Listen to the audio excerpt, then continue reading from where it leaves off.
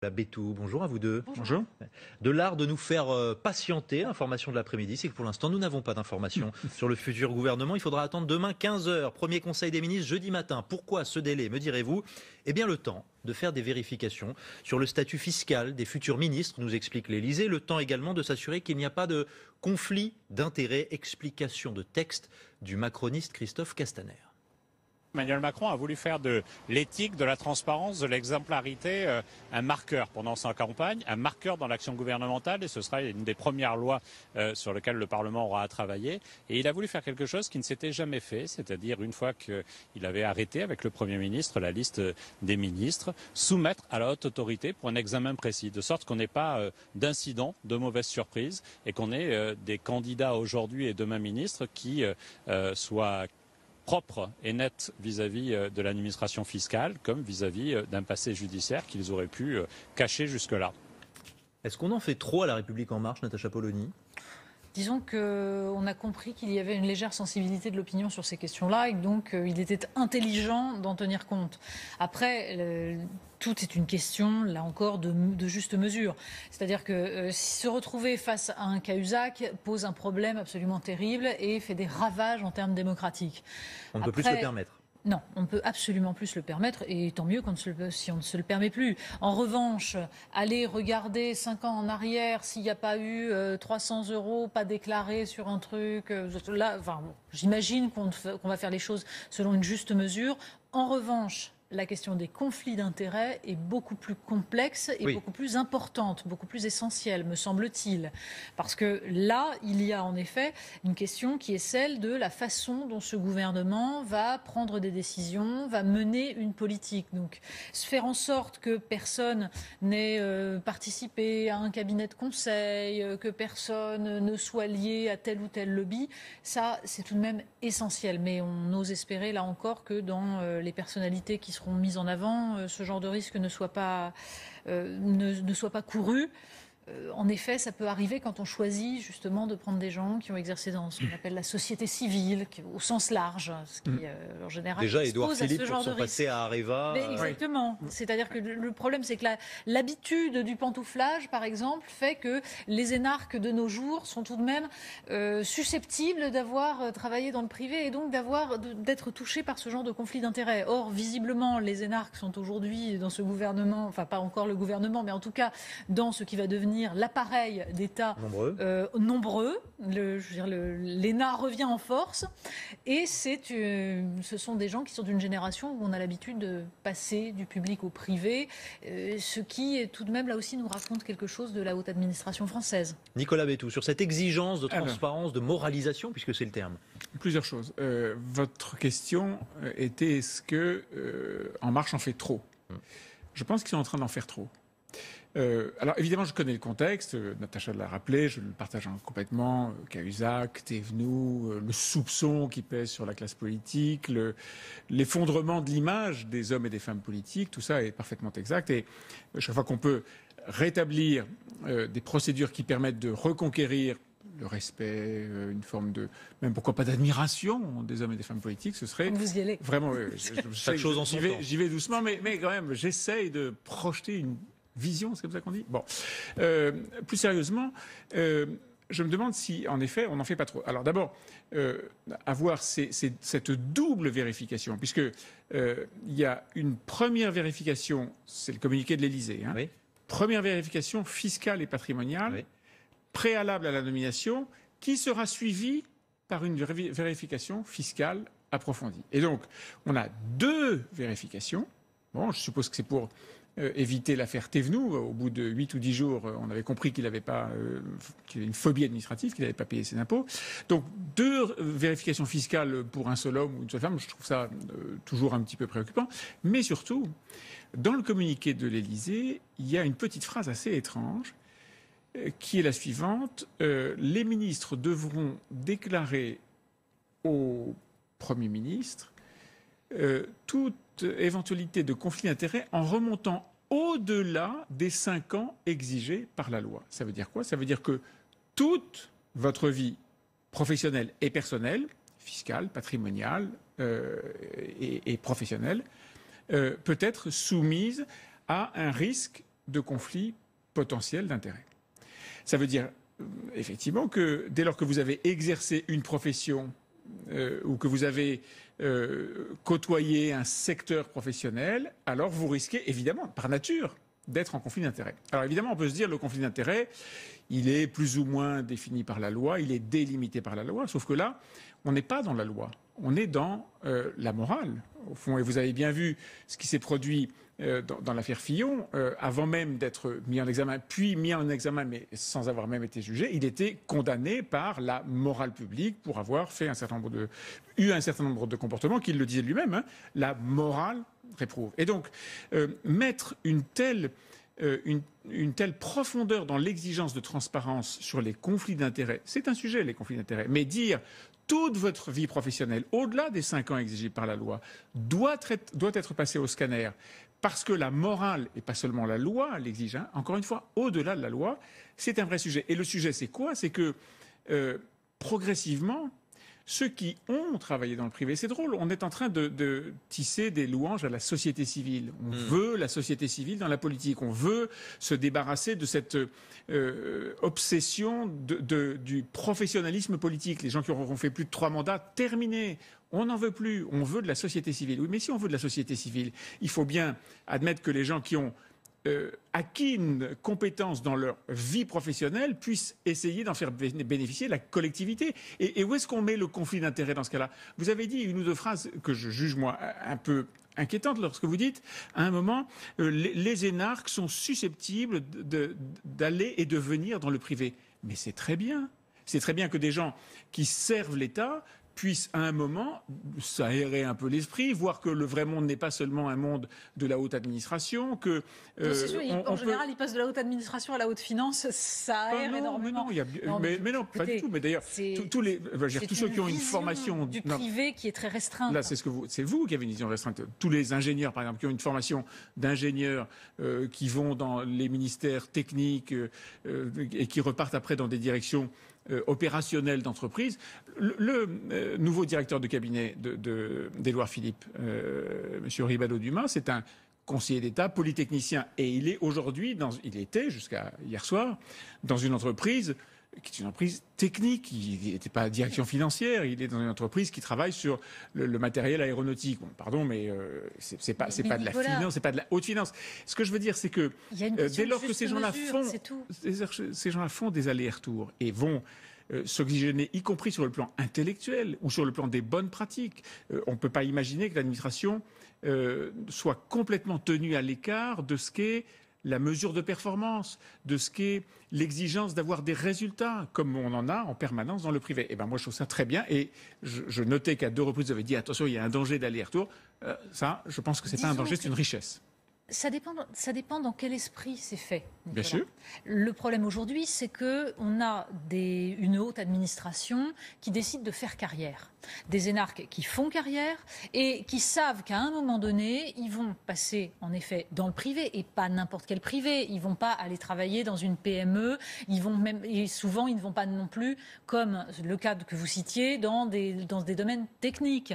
Ils vont dans ce qu'ils connaissent le mieux et qui relèvent de la finance, d'une forme très spécifique de privé. Or, le problème est que s'ils savent qu'ils vont aller travailler dans des banques d'affaires, le jour où ils ont, en tant que politique, parce que non seulement c'est un mélange entre le privé et le public, mais c'est un mélange entre haute fonction publique, haute finance et politique.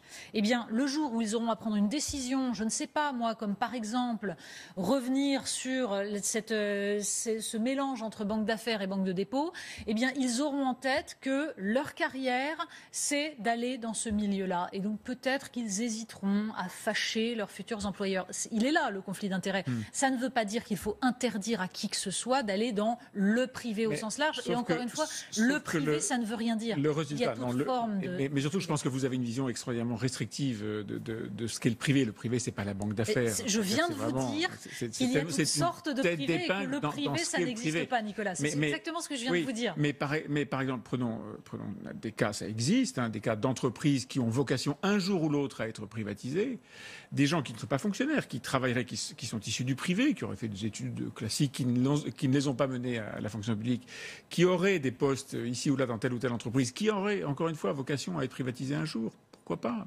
Pourquoi la Poste, qui peut être privatisée en partie.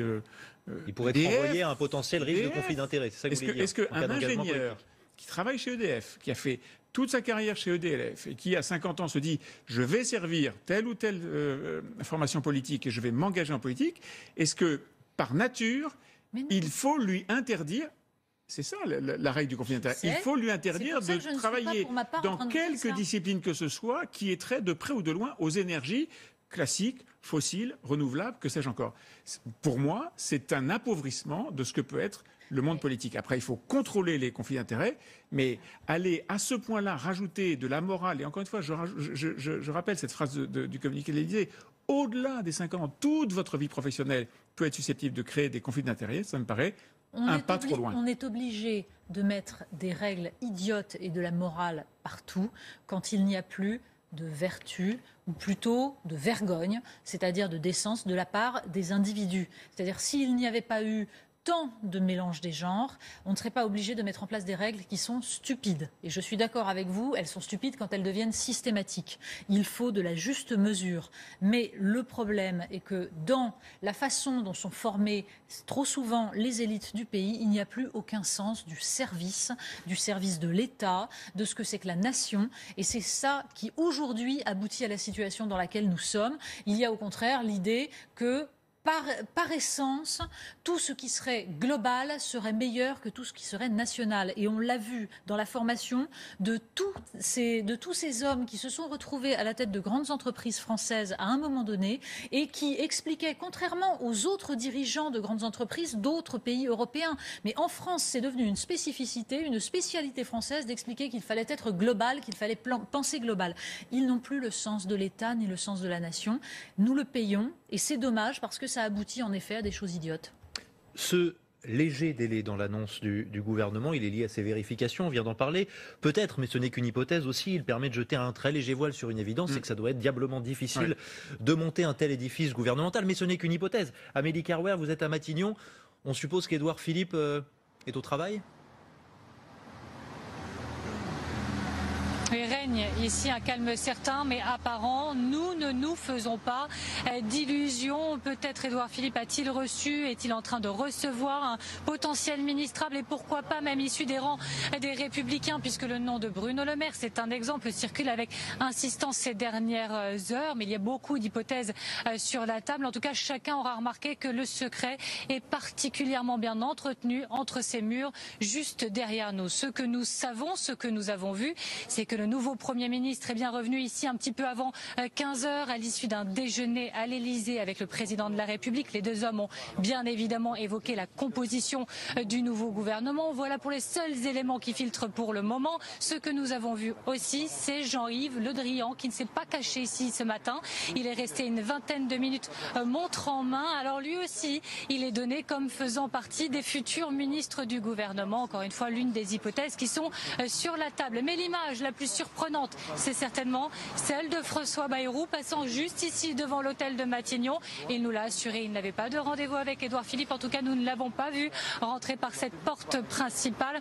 Je vous rappelle que les équipes du Premier ministre nous l'avaient dit dès hier, il prendra le temps qu'il faudra pour le préparer, ce gouvernement. Ils ne se sont pas contredits jusqu'à maintenant. Merci beaucoup Amélie Carrouer, Nicolas Bétou. Je vous voyais regarder l'image de François Bayrou avec un petit peu de consternation. Est-ce que je me trompe ? Non, un petit peu d'ironie. La politique est un théâtre. Voilà, il sait que les caméras sont là, il sait qu'il va être filmé et que vous en parlerez. Et donc je pense qu'il le fait vraiment à dessein. Bon, ça fait partie des vieilles ficelles du métier, comme le coup de gueule qu'il a poussé la semaine dernière, la menace de faire un plateau d'un 20h. Et peut-être était-ce là une façon de se rappeler au bon souvenir de ceux qui peut-être l'ont oublié. On nous parle beaucoup de renouvellement en ce moment. Est-ce que on est toujours dans les mêmes séquences pour le coup, là, ça se répète? On est toujours dans les mêmes séquences. Une chose est sûre, ce quinquennat se présente pour l'instant comme un cauchemar pour les chaînes d'infos continue.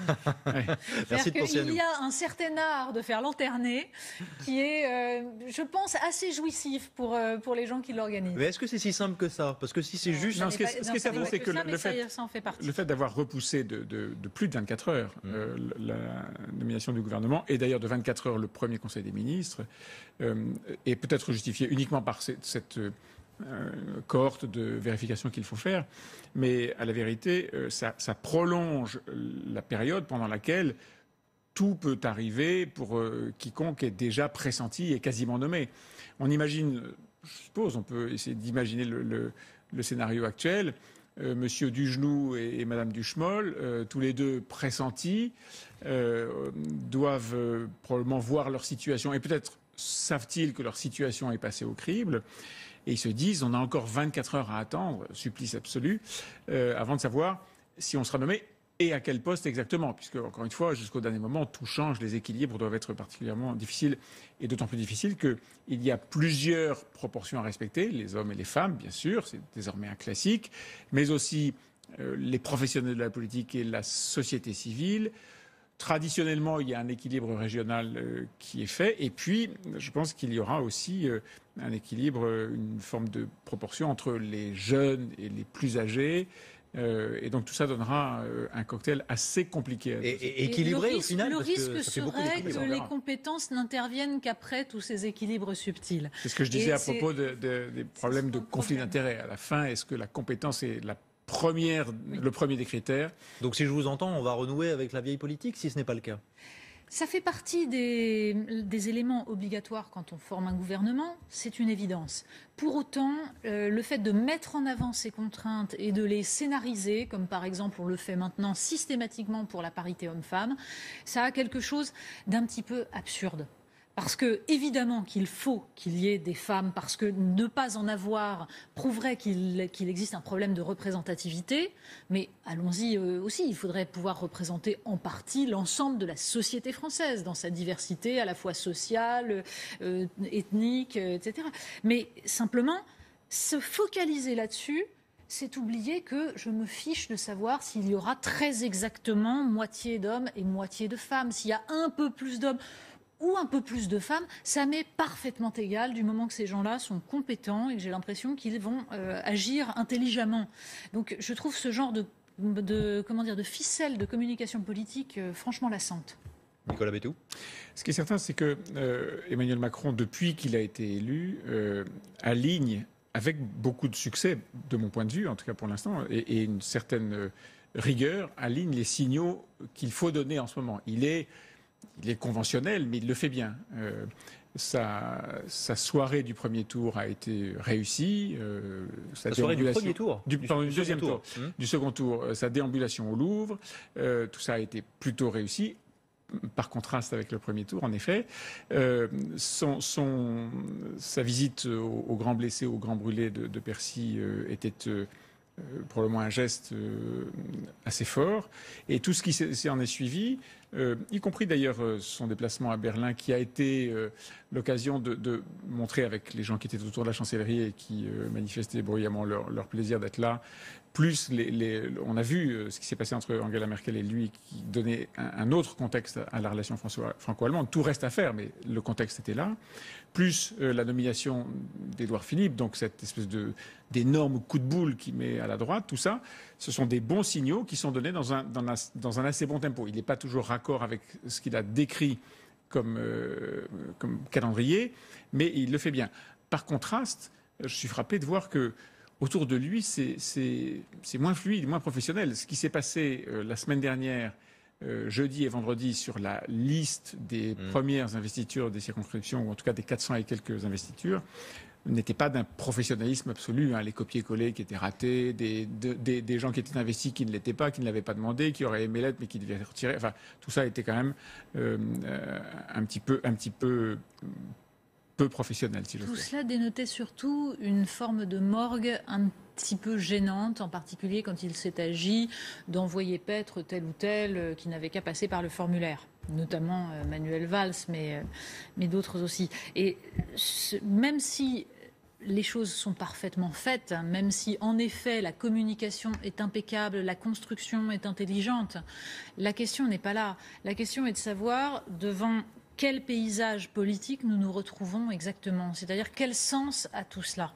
On a un président de la République qui choisit un Premier ministre qui finalement lui ressemble terriblement dans son parcours, dans toute son histoire, son âge, ce qui dénote là aussi une façon de ne pas tenir compte de ce que pourrait être un apport un peu autre, ne serait-ce qu'en termes d'expérience. Ça peut venir dans le gouvernement. On est dans un jeunisme qui va finir très rapidement par me fatiguer. Ça peut venir dans le gouvernement. Si on a un Jean-Yves Le Drian, c'est vrai qu'il est plus qualifié de jeune absolu. Derrière tout cela, il y a surtout la consécration de cette idée que depuis des années, il y avait des gens d'un côté et de l'autre de l'échiquier politique qui étaient d'accord sur absolument tout. C'est-à-dire que rétrospectivement, ça jette un regard sur ce qu'a été la vie politique française pendant 20 ans, qui est absolument calamiteux. Mais de fait, je veux dire, pour le coup, ça fait tout de même 15 ans pour ma part que j'explique à qui veut bien l'entendre, mais personne ne veut l'entendre, que le clivage gauche-droite est dépassé. Que des gens à droite et à gauche ont vocation à travailler ensemble. On m'expliquait que ce n'était pas vrai du tout, que la droite et la gauche, ça existait, que je me trompais totalement. Nous avons la preuve que c'était évidemment totalement vrai. Simplement, une fois qu'on a dit cela, la question est de savoir ce qu'on va faire. Ces gens-là vont travailler ensemble parce qu'ils ont toujours été d'accord sur tout. Et parce que la politique qu'ils veulent mener, finalement, c'était seulement les oppositions de façade qui les empêchaient de la mener. Ça veut dire que, en fait, ils essayaient, ils en faisaient une partie, mais ils ne pouvaient pas aller jusqu'au bout. Donc on se retrouve dans la situation à peu près de l'Empire soviétique où on nous expliquait que si le communisme, ça ne marchait pas, que c'était un cauchemar et qu'il y avait le goulag, c'est parce qu'on n'était pas allé assez loin dans le communisme. Là, c'est à peu près pareil. La situation économique est catastrophique, le pays va mal, mais c'est parce qu'on n'est pas allé assez loin dans cette politique, on n'a pas pu la faire complètement. Donc c'est à peu près ça le résultat, avec en plus ce bloc idéologique qui est en train de se constituer, mais qui du coup va laisser quoi sur les côtés ? Le PS, quasiment mort.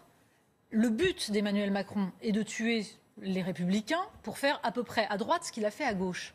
Que va-t-il rester face à lui ? Deux oppositions qui seront le Front National et la France Insoumise. C'est-à-dire qu'il est en train de capter absolument toutes les énergies, toutes les idées. Il est en train de les rassembler. Le risque énorme est de laisser le monopole de l'alternative, une fois de plus, essentiellement au Front National. Nicolas, je vous donne la parole dans un instant. On parle des Républicains. Il y a en ce moment même un bureau politique au siège des Républicains. État d'esprit résumé par deux de ces Républicains à l'arrivée au siège du parti. La manœuvre est en marche. C'est après avoir détruit le Parti socialiste, c'est détruire la famille de droite et du centre, pour qu'il n'y ait plus entre M. Macron et le Front National qu'une espèce d'entre-soi. Ce n'est pas notre conception de la démocratie et encore moins de l'unité nationale. Comment commencer cette volonté d'unité nationale en envoyant et en frappant d'un coup de poignard dans le dos, c'est tout le contraire de l'unité nationale. Les Républicains qui rejoindraient le gouvernement d'Emmanuel Macron, c'est qu'ils auront fait un choix qui leur incombe. Moi, je ne suis pas là pour distribuer des bons ou des mauvais points. Moi, je suis sur la ligne d'Alain Juppé. Ça fait 3 ans que je suis en politique, 3 ans que je suis loyalement Alain Juppé. Alain Juppé a été très clair et je suis sur la même ligne que lui. Un pied dedans, un pied dehors, où sont-ils les Républicains, Nicolas Bédoux? Je voudrais revenir sur ce que dit Natacha Polony, parce que je ne suis pas du tout d'accord avec cette disparition actée de la différence entre la droite et la gauche. Il y a une droite et il y a une gauche. Et il y a une conception de l'État, de la protection de l'État-providence, au sens là, je reprends un terme ancien de sciences politiques, mais qui existe évidemment, une conception des libertés, une conception du rôle de l'individu face au collectif, du collectif face à l'individu, une conception de l'entreprise, de l'enrichissement, de la distribution de richesses ou pas, des conceptions très différentes selon qu'on est de droite ou que l'on est de gauche. Et nul besoin pour ça de s'envoyer l'Europe à la figure, la mondialisation dans les pattes, que sais-je encore. Il y a peut-être un socle sur lequel et une partie de la droite et une partie de la gauche peuvent être d'accord, mais il demeure des distinctions fondamentales entre une vision de droite de l'économie, des libertés publiques, de la liberté individuelle, que sais-je encore, et une vision de gauche des mêmes sujets. Est-ce que ces gens-là peuvent travailler ensemble à certains moments ? Probablement, je n'en suis pas sûr, c'est manifestement ce qu'essaye de démontrer Emmanuel Macron. Est-ce que ça signifie que cette espèce de centre, on va dire ça de façon très large, de centre élargi, un peu mou, dans lequel on retrouve un peu de droite, un peu de gauche, rejette sur les extrêmes tout le reste du personnel politique? Mais non. Pourquoi voulez-vous que à droite, il n'y ait pas une droite républicaine qui n'est pas la droite de Marine Le Pen, qui demeure à l'Assemblée nationale et qui fasse son rôle d'opposant? Pourquoi voulez-vous que le PS soit... Le PS, il est exténué, vidé, victime de ce quinquennat de Hollande, qui est en effet le pire quinquennat que le PS pouvait imaginer pour lui-même et par ailleurs pour la France. Mais il reste une force politique à gauche qui n'est pas Mélenchon, qui est encore moins la gauche, l'extrême gauche, enfin, tous ces mouvements qui étaient surreprésentés d'ailleurs, au moins 2 candidats à la présidentielle, Philippe Poutou et Nathalie Arthaud, mais qui ne sont pas une gauche qui sera dissoute dans le en-marchisme. Donc la question est de savoir s'il va rester des forces politiques avec. Mais oui, bien sûr qu'il restera. Mais bien sûr qu'il restera des forces politiques. Il y a une différence entre la droite et la gauche sur les conceptions de l'État, sur les. Enfin, pardon, mais dans ces cas-là, où situez-vous Emmanuel Macron? Où situez-vous les Strauss-Kahniens? Parce que dans ces cas-là, ils sont à droite. Ils sont en marche, K1, de droite et de gauche. Mais dans votre conception, ce que vous ne pouvez pas. Ce que votre schéma ne peut pas intégrer, et ce que je pense que vous ne voulez pas concevoir, c'est que il peut y avoir, on rentre dans un système, si Emmanuel Macron réussit à créer une majorité, ce qui n'est pas dit, loin de là, je pense que ça difficile, et que c'est en train, c'est ce qui se joue en ce moment même. Mais on peut avoir une force politique qui soit la plus importante du pays, qui ait deux oppositions républicaines, une de droite, une de gauche, plus d'autres oppositions extrêmes, extrême droite, extrême gauche. Voilà. Et c'est un schéma qui peut très bien exister, qui existe en partie en Allemagne, où l'extrême droite, pour des raisons historiques, c'est pas la peine s'y appesantir trop longuement, pour l'instant ne perce pas. La AfD ne fait pas des scores fantastiques. Die Linke est une gauche très dure, et elle est l'opposition. Elle est une opposition à la grande coalition, où je n'ai pas compris que le SPD et la CDU-CSU aient exactement les mêmes visions de l'État, de la Providence aussi. Je vous repose ma question. Est-ce que la droite va sortir? Et dans quel état la droite va-t-elle sortir de tout ça? On verra le 18 juin. On verra ce qu'il y a dans le gouvernement. L'aberration, on la voit quand on entend Virginie Calmels dire « Je reste sur la ligne d'Alain Juppé, il y aura donc les Républicains à l'Assemblée ». Mais Alain Juppé est le premier à avoir théorisé l'idée qu'il fallait absolument que des gens de droite et de gauche travaillent ensemble. Il avait même une métaphore pour ça qui était assez surprenante, qui était celle de l'omelette. Il expliquait qu'il fallait prendre l'omelette couper les deux bouts de l'omelette. Les deux bouts, c'est-à-dire exactement ce que j'expliquais, l'extrême droite d'un côté, la gauche mélenchonienne de l'autre, et garder le milieu de l'omelette où tout ce monde-là pouvait s'entendre. Il est celui qui a théorisé ça. C'est tout. C'est la revanche du juppéisme. Mais ça ne se passera pas comme ça. Quand Virginie Calmels dit je suis sur la ligne Juppé, on est dans l'aberration. Parce que soit Natacha, c'est de l'hypocrisie, soit ce sont des gens qui ne sont pas cohérents avec eux-mêmes. Parce que ça ne se passera pas comme ça. Ça ne se passera pas comme ça pour des postes. Simplement, il n'y a rigoureusement aucune chance, que l'ensemble de ce qu'est aujourd'hui l'ex-UMP plus l'UDI, les Républicains, se dissolvent En Marche. Aucune chance. Et il n'y a de la même manière aucune chance que l'ensemble de la gauche, à l'exception, disons, de la France insoumise, et alors à l'Assemblée, il n'y a pas d'extrême gauche au sens des candidats Poutou et Arthaud, mais il n'y a aucune chance que cette France insoumise se dissolve dans le en-marchisme. Et donc, Nicolas, vous n'avez pas du tout compris. Si, bien sûr, les deux bouts de l'omelette peuvent très bien être des bouts très nourrissants, peut-être même largement roboratifs, dans lesquels on trouvera un peu de droite, un peu d'extrême droite, etc. Sur quelle base va s'achever cette recomposition? Toute la question est de savoir quelle est la taille des bouts de l'omelette. Voilà. Le centre. Je reprends votre métaphore. Pas seulement ça, c'est celle d'Alain Juppé. Elle est connue, elle est César, ancienne, qui appartient à César. Et donc la question est de savoir, en effet, d'abord, à quel endroit se fait la scission. Et encore une fois, je pense que Virginie Calmel n'assume absolument pas ce qu'est le juppéisme. Et évidemment que les juppéistes sont déjà tous partis vers En Marche. Et c'est la logique, puisqu'ils sont d'accord, ils peuvent travailler avec les valsistes, les strauss-kahniens, etc., sans aucun problème. Ensuite, la question est de savoir sur quelle base se recompose le reste de la vie politique. Parce qu'on ne peut pas se contenter de dire il va y avoir une droite républicaine, l'extrême droite, une gauche républicaine. Qu'est-ce que ça signifie républicain dans ce cadre-là ? Où est la barrière de ce qui est républicain et de ce qui ne l'est pas ? Je pense que Mélenchon est républicain. Je pense que le Front National n'a pas proposé dans son programme d'abolir la République. Ce n'est pas un parti que j'accepte parce qu'il a une histoire, parce qu'il a des. C'est pour ça qu'on ne peut effectivement pas faire un clivage selon qu'on est ou pas républicain. C'est trop large. Est aberrant. D'ailleurs, je vous fais remarquer que les trois principaux partis aujourd'hui revendiquent ce mot républicain. Vous avez les Républicains, vous avez La République En Marche, et vous avez Républicains et Patriotes, qui est la nouvelle dénomination proposée par Marine Le Pen pour le Front National. Mais c'est ça, les mots sont totalement vidés de sens. Voilà. Donc ce qui me semble sain pour la vie politique française aujourd'hui, c'est de redéfinir des clivages suivant des idéologies, c'est-à-dire en définissant pourquoi on est exactement, qu'est-ce qu'on défend comme type de société, qu'est-ce qu'on défend comme notion de progrès, qu'est-ce qu'on défend comme conception du rapport entre les États. Je suis parfaitement d'accord avec vous. Oui, à ceci près que ce qui a fondamentalement changé depuis, disons, 1 ou 2 décennies, c'est que vous pouvez être libéral en économie et conservateur sur le plan des visions de la société, ou très libéral sur le plan des conceptions de la société et très conservateur en économie. Cette espèce de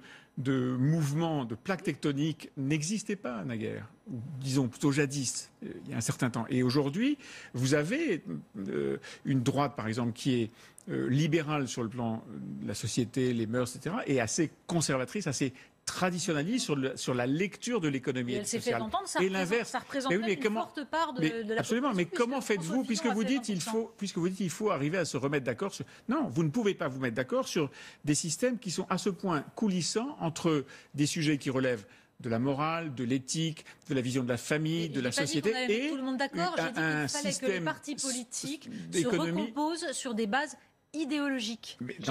Dans lesquelles il faudra Nathalie avoir des options. Nathalie Kosciusko-Morizet n'a rien à faire dans le même parti que François Fillon. Je veux dire, ils ne sont pas du même bord idéologique, ils ne défendent pas les mêmes idées, ils ne défendent pas la même vision de la société. Donc si Nathalie Kosciusko-Morizet va travailler avec En Marche, ça fait partie des logiques et de la clarification idéologique qui, à mon avis, vont assainir la vie politique. Y aurait-il une logique à voir Nicolas Hulot dans le gouvernement d'Emmanuel Macron ? On apprend à l'instant qu'il y a des discussions, même si l'entourage de Nicolas Hulot nous fait savoir que rien n'est fait. Écoutez, bien sûr, on est dans de l'opération communication, là j'imagine, une de plus. Il n'y a pas de logique, il n'y a pas de logique. Votre question, c'est est-ce qu'il y a une logique à voir Nicolas Hulot dans un gouvernement d'Édouard Philippe Macron ? Vous voyez bien que dans ce gouvernement, il n'y a pas de logique. Il y a juste une logique qui est de prendre des gens qui viennent de partout. Bon, voilà, si c'est ça la logique, oui, il peut très bien y être. Prenons un simple exemple. Dans son programme, Emmanuel Macron expliquait qu'il fallait mettre fin à toutes les extractions minières, les extractions d'hydrocarbures. Pendant qu'il était ministre de l'économie, en revanche, il a accepté tous les projets d'extraction minière qui lui étaient proposés. Donc la question est de savoir quel Emmanuel Macron aujourd'hui demande à Nicolas Hulot d'être ministre. Il y a un autre... Jusqu'à quand Nicolas Hulot acceptera d'avaler non pas des couleuvres mais des anacondas ? Voilà, jusqu'à quand Édouard Philippe, qui a défendu un programme de maintien de Fessenheim, la centrale de Fessenheim ouverte, jusqu'à quand est-ce qu'il acceptera une vision... alors, Emmanuel Macron veut poursuivre la fermeture de Fessenheim, mais je suppose qu'un Nicolas Hulot voudrait faire sonner une tendance beaucoup plus écologique. On a beaucoup dit que l'écologie était absente du programme d'Emmanuel Macron. Beaucoup plus hostile au nucléaire. Sur la question du nucléaire, des positions différentes et en particulier, pendant une période, il expliquait que le nucléaire n'était pas un préalable dans sa vision de l'écologie. Donc c'est la seule chose à mon avis qui est vraiment négociable. En revanche, sur le reste, il risque d'avoir des soucis. Je ne vois pas spontanément trouver des vastes plages d'accord avec quelqu'un qui a été pendant plusieurs années le lobbyiste en chef d'Areva. Je bien pense entendu. en particulier et au Premier Emmanuel ministre. Macron a autorisé l'extraction des sables dans la baie de Lannion, ce qui est une catastrophe écologique. Il l'a totalement signé et ratifié. Ça pose tout de même des questions sur sa fibre écologiste. Et sur la nécessité de donner une cohérence à tout ça. Voilà. Merci beaucoup à vous deux. On se retrouve